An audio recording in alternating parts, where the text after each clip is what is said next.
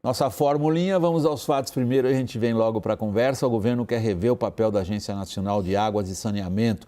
Isso deve ser feito por decreto na próxima semana. Ao mesmo tempo, tramita no Congresso Nacional uma proposta de emenda que tira o poder normativo das agências reguladoras. A reportagem é de Leandro Magalhães. O ministro da Casa Civil, Rui Costa, disse que o governo quer assinar na próxima semana um decreto com alterações no marco legal do saneamento. Se empresas privadas e estatais não chegarem a um consenso sobre as mudanças até a próxima sexta-feira, o governo irá arbitrar e decidir, afirmou ele. O ministro disse ainda que o executivo vai rever o papel da Agência Nacional de Águas e Saneamento Básico, retirando dela o papel de baixar normas de referência para o setor. O papel da ANA vai se restringir na regulamentação a dizer quais os parâmetros, por exemplo, de despejo da água depois de tratado. Não vai entrar, nós não vamos admitir que ela entre na análise de equilíbrio financeiro de projetos. A ANA não foi feita para isso.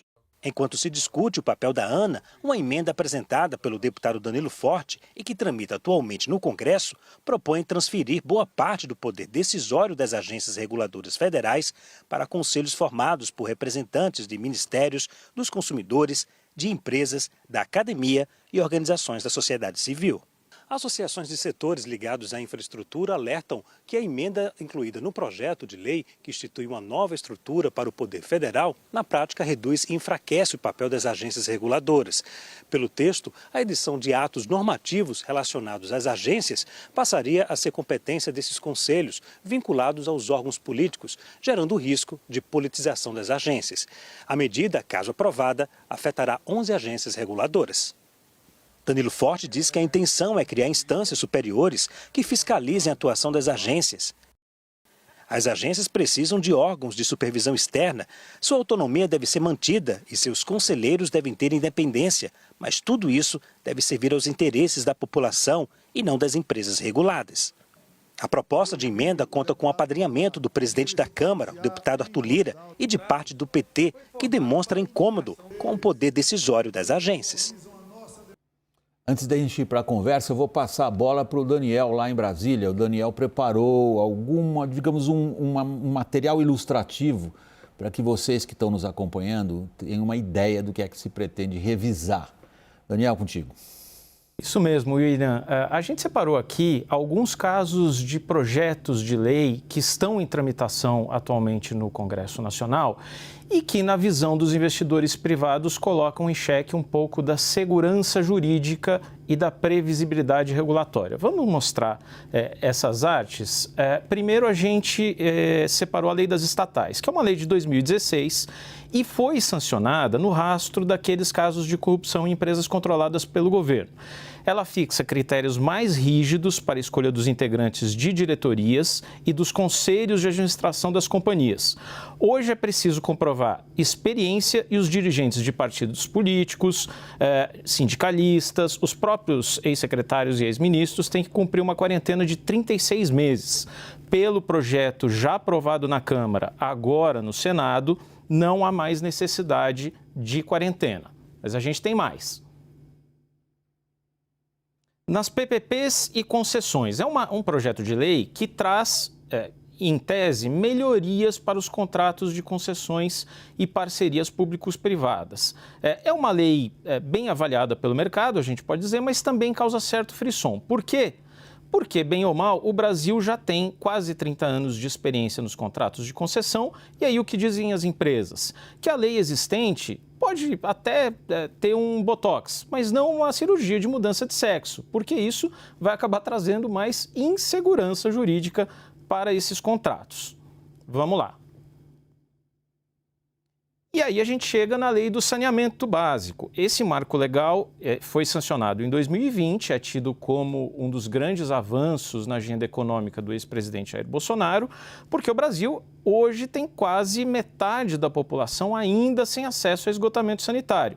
Só para o pessoal de casa ter uma ideia, todos os dias são despejados 5 mil piscinas olímpicas de esgoto sem tratamento nos rios e nos mares brasileiros. O que traz esse novo marco legal?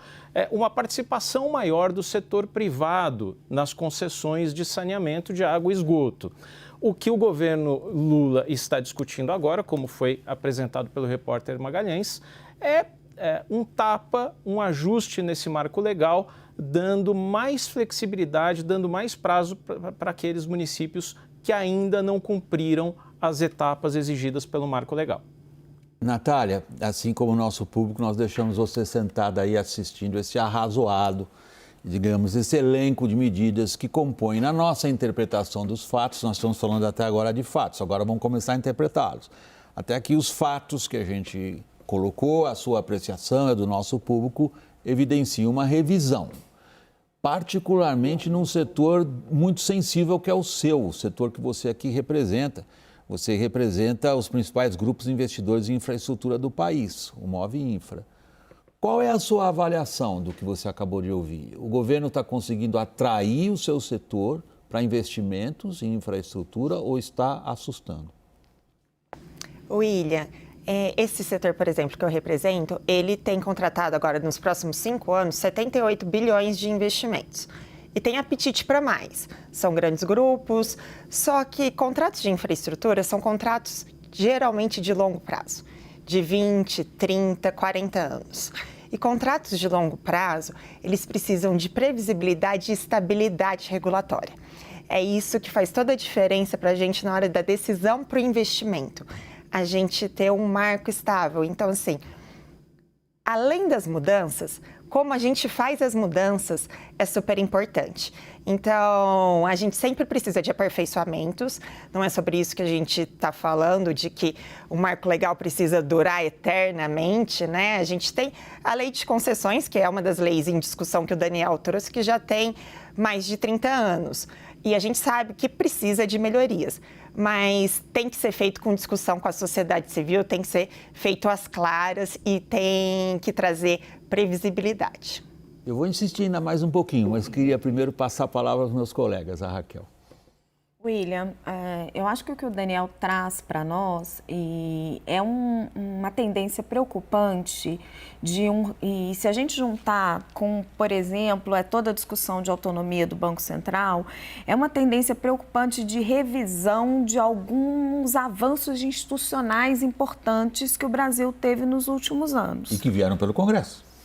Sejam as PPPs, a lei das estatais, as agências reguladoras, o marco do saneamento, são todas formas de você restringir a atuação política. As empresas de saneamento, por exemplo, são um exemplo, mas é isso, né?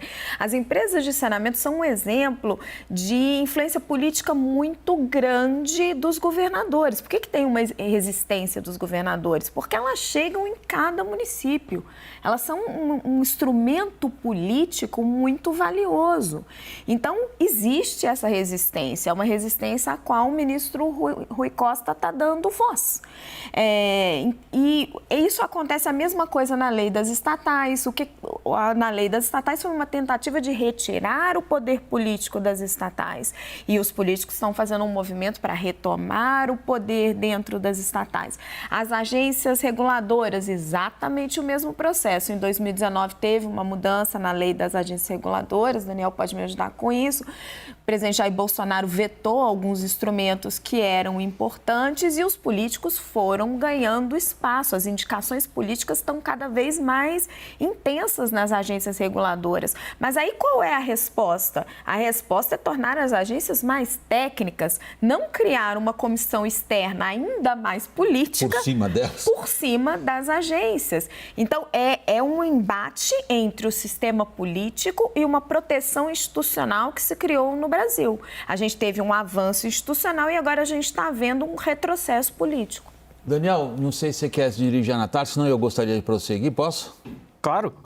Natália, você representa aqui, você é a personificação aqui do setor que o governo quer atrair. O governo sabe que não tem dinheiro para investir, todos nós sabemos. O investimento aqui é 1% do PIB, é ridículo, muito abaixo do que seria do mínimo necessário. Eu provoquei você na primeira pergunta, disse isso te atrai ou te assusta? E você elegantemente deu uma volta ali na pergunta e disse há fatores que, no nosso ponto de vista, nós desse setor, que precisamos desse prazo muito longo para tomar uma decisão, maturar essa investigação, e há 20, 40 anos, como você falou, você descreveu uma situação complicada. E agora vem minha pergunta. A situação que se cria torna para vocês desse setor mais fácil ou mais difícil as decisões que você diz que precisam ser tomadas com um horizonte muito longo? Não, torna a sinalização que a gente está vendo, torna as decisões mais difíceis. Como eu disse, a gente precisa de um ambiente que seja mais previsível. São negócios de longo prazo em que taxa de juros tem que ser mais acomodado, o crescimento do PIB é importante nessa trajetória também para que o negócio seja viável. E trazer e adicionar imprevisibilidade para a gente torna a decisão mais difícil. Então, essa atração de capital, ela fica um pouco assistindo o que vai acontecer a cena do próximo capítulo. O que vai acontecer na cena do próximo capítulo, Daniel? Parece que uma mão um pouco mais pesada do Estado. Isso não precisa ser excluindo o setor privado, mas o que ocorre agora no saneamento é muito ilustrativo disso, William. Esse marco regulatório do saneamento que foi aprovado em 2020 trouxe já resultados bastante visíveis. Eu estava levantando aqui, só em 2 anos, foram 21 leilões de concessão feitos pelo governo para os serviços de água e esgoto, com investimentos comprometidos de 82 bilhões de reais. Aí acontece o seguinte, uma crítica que se fazia muito comumente entre os partidos de esquerda era o seguinte, os serviços de saneamento jamais iriam ser assumidos nos lugares ruins, nos lugares mais pobres, pelos privados, certo? Esse era o discurso, que o privado ia ficar com o filé e ia deixar o osso para o governo. O que aconteceu depois da lei de saneamento? Porque havia um prazo ali de manifestação para que as companhias estaduais de água e esgoto decidissem se ficavam nas cidades onde elas atuam e se iam fazer investimentos com vistas à universalização dos serviços até 2033 ou se liberavam esses municípios para a busca pelo investidor privado. O que acabou acontecendo? Os grandes municípios, ou seja, os filés, acabaram ficando com as companhias estatais, que era o oposto da crítica que se fazia. E sobrou o osso para quem? Para os privados. Então, é hora, principalmente agora, com esse marco legal que existe, de Ministério Público, das agências reguladoras, que aí a gente não está falando só da ANA, que é federal, das agências estaduais, de olharem com atenção para o cumprimento desses contratos e verem se é possível, de fato, o cumprimento das metas. E não um relaxamento dos prazos, como discute agora o governo federal. Raquel? Então eu passo para a Natália. Eu pensei que você fosse... você quer abordar, William? Não, eu queria insistir um pouco com a Natália, porque de fato é a oportunidade que a gente tem de trazer para o público o alvo do governo, que é atrair investimentos privados num setor essencial. Quando a gente fala de saneamento, nós estamos falando de meio ambiente. Aliás, está sendo uma bandeira do atual governo também dizer, vocês pensam em meio ambiente, vocês pensam na Amazônia. Um dos problemas ambientais mais sérios do país está nas grandes cidades. Está nisso que o Daniel estava se referindo há pouco. Metade da população não tem acesso à água tratada. É o fim da picada, em bom português. Agora, Natália, quando a gente vai para a questão das leis de concessões, que é outro ponto importante nas decisões de investimento do setor que você representa, o que é que mais te preocupa? Uma mudança geral no marco de concessões, essa legislação, ela é de 1995, quando foram feitos os primeiros contratos de concessão. E é uma lei que perdura até hoje, é uma lei que conseguiu defender todos os contratos de concessão. A gente já teve contratos que terminou durante o período de vigência dessa lei e foi recontratado para outro período. Então, é uma lei que protegeu todos os contratos até agora.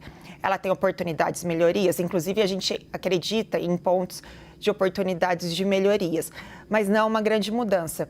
Por exemplo, uma discussão para a gente agora super importante é sobre financiabilidade. A gente está com uma taxa de juros bastante elevada, com bastante investimentos contratados e a gente precisa discutir financiabilidade desses projetos. Um recorte que foi feito na alteração da legislação de concessões foi o PL de debêntures de infraestrutura. Debêntures de infraestrutura são dívidas que as empresas privadas emitem para poder se financiar. E essa é a parte do PL que tem consenso. E ele está parado hoje no Senado e ainda não avançou. Então, essa parte é super importante, casa com o momento que a gente está, de realização de investimentos, de taxa de juro alta. Então, isso vai trazer mais um mercado, mais um bolso para o processo e ele não avança ainda. William, e aí se eu posso só complementar, Natália, esse projeto de lei das debêntures de infraestrutura que ajudam o investidor a trazer recursos privados, a emitir dívida para se financiar no mercado, em vez de bater na porta do BNDES, como é a tradição fazer, esse projeto tem consenso de mercado já, né? Tem consenso entre investidores, bancos e está parado nas mãos do relator no Senado há 3 anos. O que a gente sente nesse ponto de vista, Raquel, em relação a um governo que sabe, por um lado, que tem que fazer a economia andar? Investimento privado é essencial se quiser fazer a economia crescer. Investimento privado em infraestrutura é essencial dentro do essencial. Agora, o quadro que o Daniel trouxe e as ponderações da Natália sugerem desarticulação. William, eu acho que tem um pouco mais do que isso. Pior ainda. Eu acho que tem desarticulação, tem uma ideia de que tudo que foi feito antes foi feito errado se não foi feito por nós.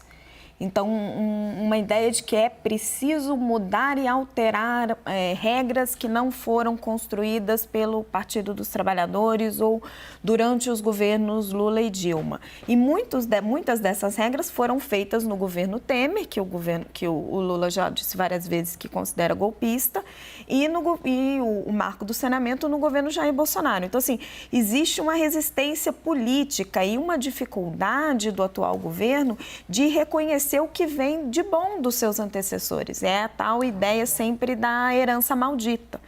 Então, a despeito do governo ser contra privatizações, eu acho que ele tem sim consciência de que, e a favor de investimento público, eu acho que ele tem sim consciência que não dá para fazer tudo com o investimento público, de que ele precisa do investimento privado. Tem pessoas dentro do governo que têm consciência disso, mas tem essa resistência que ela é um pouco ideológica, e ela se move um pouco nesse sentido, né, de mudar o que não foi feito por nós. O Daniel está me pedindo a palavra. William, eu acho que nessa discussão toda a palavra-chave é segurança jurídica. Isso é um conceito de você dar para o investidor, seja estrangeiro ou nacional, uma previsibilidade suficiente de que as regras não vão mudar subitamente ao longo do caminho, ao longo desses contratos de 20, 30, 40 anos. Então, por exemplo, eu estava vendo aqui, o ranking que é elaborado pelo Fórum Econômico Mundial situa o Brasil na posição 120 entre 180 países na eficiência do aparato legal para a resolução de disputas. E aí o que me vem à cabeça, a gente não está falando só de governo federal, a gente está falando de contratos, por exemplo, como da linha amarela no Rio de Janeiro, onde você podia ter uma queixa ali sobre a tarifa de pedágio. Ok, é justo você discutir se a tarifa de pedágio está alta demais, se precisa ser ajustada, se os usuários não estão conseguindo pagar. O que foi feito ali, você vai se lembrar, uns 5 anos, de um dia para o outro você tinha retroescavadeiras destruindo as cancelas de pedágio numa medida ali da prefeitura para atender o anseio da população para simplesmente não ter pedágio. Então, essa sinalização, essa imagem é péssima para o investidor, de modo que só a minha observação é de que não se trata só de uma construção no âmbito federal. Os estados e os municípios têm um papel nisso também. Posso só fazer uma pontuação? Eu estava falando aqui desse embate dos políticos querendo retroceder e voltar a ganhar poder, da dificuldade que o governo tem, um governo do PT especificamente, de reconhecer os méritos do passado, mas colocando um tom positivo. Eu hoje fui conversar também com investidores, pessoas que representam investidores, como a Natália, e perguntar, olha, tá esse ruído todo, parece que vão mexer num monte de coisa, assim, o quão preocupado vocês realmente estão? E aí teve uma coisa que me surpreendeu, porque assim, a despeito da gente ter visto aquela aprovação na Câmara dos Deputados, a jato da mudança na lei das estatais e a gente saber da avidez do Congresso nessas questões, eles estavam relativamente tranquilos, porque eles tinham a percepção de que o Brasil avançou tanto e você tem uma certa resistência da opinião pública. Você pode ver que a lei das estatais, ela foi para o Senado, parou.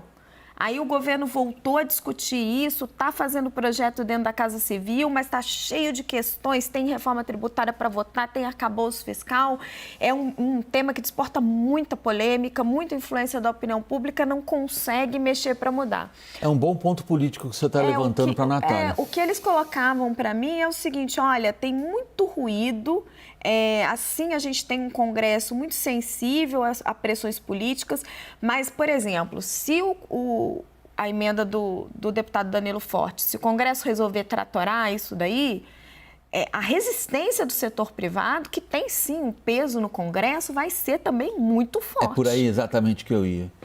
Natália, qual é o seu peso no Congresso? Esse ponto de vista que a Raquel trouxe é essencial para a gente discutir essas questões, né? A gente está falando aqui até agora, né, de propostas. A gente ainda não viu a efetivação disso. Por isso que no começo o que eu disse vale discutir super o mérito, mas vale discutir como que as coisas vão ser feitas. Porque a gente quer discutir esse processo. A lei das estatais precisa mudar? Onde? Por quê? Qual é o problema que está dando errado? Vamos trazer conta, vamos mostrar. Lei de saneamento precisa mudar, o modelo de outorga é ruim. Será que o modelo de outorga ele é ruim? Ele está captando muita outorga porque as empresas estatais são deficientes, geram 40% de perda? Ou é porque é o modelo que é ruim? O que está em discussão? A gente, do setor privado, vai estar de olho nisso para que não aconteçam mudanças sem a gente ter uma discussão clara, sem a gente ter números, por que está mudando uma coisa ou outra. Essa é a nossa função no Congresso. E ali. Só pontuando que a partir de amanhã, né, o STF vai julgar um ponto que foi colocado pelo PCdoB, um ponto crucial na lei das estatais. Vamos ver se o governo, por aí, ele vai conseguir o que ele não está conseguindo no Congresso Nacional. Vamos ver no Congresso Nacional, então, Daniel. A gente começou essa edição do WW mencionando a DR entre o Lira e o Lula, provocada por palavras contundentes do presidente da Câmara, dizendo, olha, vocês, o governo, podem querer o que quiser, mas vocês não têm nem maioria no Senado ou na Câmara para qualquer matéria que exija uma decisão por maioria simples.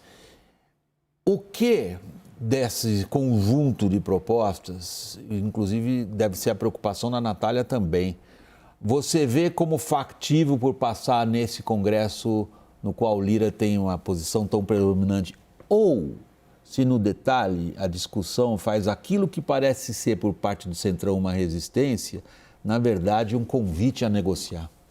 É um pouco isso, essa segunda opção, William, é um aparente paradoxo esse, porque ao mesmo tempo em que a gente tem um Congresso nesta legislatura um pouco mais de direita, de centro-direita, mais liberal na economia, né? Ao mesmo tempo que você tem isso, então, em tese, mais resistência a mudanças intervencionistas que acentuam o papel do Estado em setores regulados. Ao mesmo tempo que você tem isso, qual que é o paradoxo?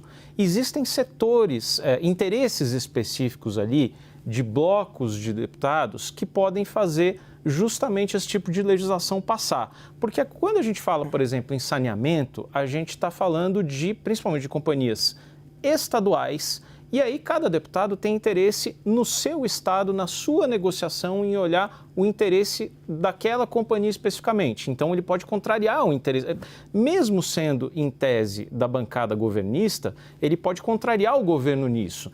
Da mesma forma, a lei das estatais, pode ser um Congresso mais reformista, mais liberal em termos econômicos? Até pode, mas aí quando você lida com a possibilidade que é muito atrativa, muito tentadora para todo o Centrão de nomear aliados, de nomear dirigentes partidários, políticos, sindicalistas para cargos chaves em direção, em conselho de administração de estatais, eu acho que a lógica que a gente percebe de quem é aliado, quem é oposição, quem é governo, eu acho que tudo isso vai por água abaixo. Acho que a gente está falando mais de grupos de interesses. Natália, eu imagino que os integrantes do grupo que você representa, o Move Infra, estão ali, como a gente reitera pela terceira vez, alguns dos principais investidores em infraestrutura fazem exatamente essa demanda verbal a você. Natália, o que disso daí passa ou não passa no Congresso? O que você tem dito? A gente espera que as melhorias que tragam mais atração de investimento passem, as melhorias que diminuam governança nas empresas estatais, porque tem várias empresas estatais que ainda são super importantes para o país e continuarão a existir, né? O setor privado não entra em tudo, mas a governança é super importante, tanto no setor privado quanto no setor público. Não é uma questão de demonizar a política, mas talvez você não tenha exatamente a habilidade necessária para uma diretoria financeira de uma estatal em um determinado político. Talvez num conselho de administração de uma estatal, onde dá o direcionamento político, você tenha alguma habilidade.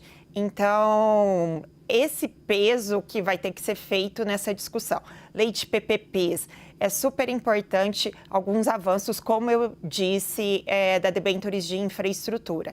Agora, travar investimentos, a discussão das agências reguladoras para a gente é crucial.